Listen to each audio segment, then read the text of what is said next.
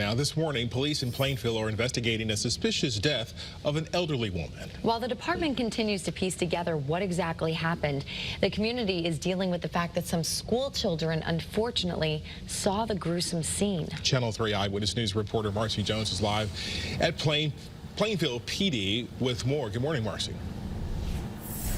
Good morning. That's absolutely correct. This is an unfortunate example of being in the wrong place at the wrong time. Police say that a school bus filled with students was making its rounds in this neighborhood when the driver spotted the body in a driveway and then made that 911 call. Now, police say this happened early Wednesday morning. A bus driver called to report seeing a body in a driveway while making its rounds on Beachwood Boulevard. When officers arrived, they discovered a partially clothed woman, later identified as 78-year-old Elizabeth Hill.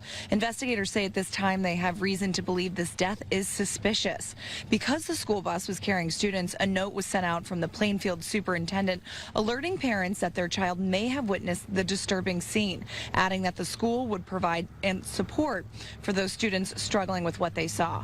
Experts say the most important thing parents can do in a situation like this is to have open communication with their child. I want to validate.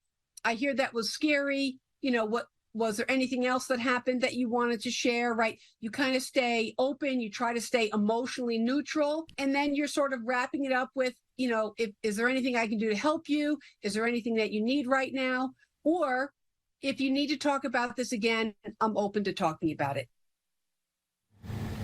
Police have not released any information about suspects or if any arrests have been made. Reporting live in Plainfield, Marcy Jones, Channel 3 Eyewitness News. All right.